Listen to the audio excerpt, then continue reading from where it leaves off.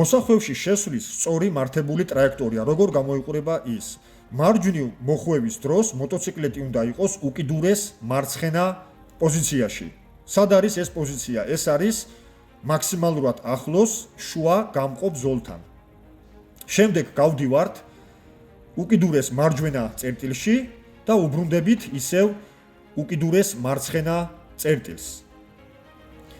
ასეთი მანევრის დროს ჩვენ აღარ მოგვიწევს მოტოციკლეტის კრიტიკულად დახრა და შესაბამისად უფრო უსაფრთხოდ შევალთ მოსახვევში. კიდევ ერთი მომენტია, თუ გზა თავისუფალია, გულისხმობ რომ საპირისპირო მიმართულებით არ მოძრაობს მანქანები, ჩვენ შეგვიძლია მოტოციკლეტი გადმოვწიოთ კიდევ უფრო უკიდურეს მარცხენა პოზიციაში და აქედან უკვე დავხაროთ მოტოციკლეტი და გავიდეთ უფრო უსაფრთხოდ მოსახვევიდან.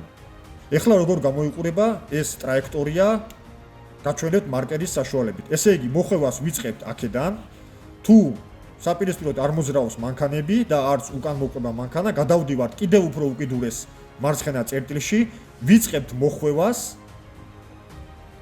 შევდივართ უკიდურეს მარჯვენა წერტილში და ისევ უბრუნდებით აი ამ პოზიციას, უკიდურეს მარცხენა პოზიციას. ეს არის ყველაზე უსაფრთხო და პროფესიონალური შესვლა მოსახვევში.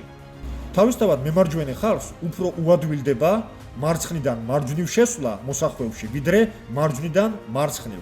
თავისთავად მარჯვნიდან მარცხნივ, ანუ მარცხენა მოსახვევში შესვლა იგივე პრინციპით ხდება, მაგრამ ყველაფერი პირიქით, ხო? უკიდურეს მარჯვნიდან ვიწყებთ მოხვევას, გავდივართ უკიდურეს მარცხნივ და მერე ისე უკიდურეს მარჯვენა მდგომარეობაში.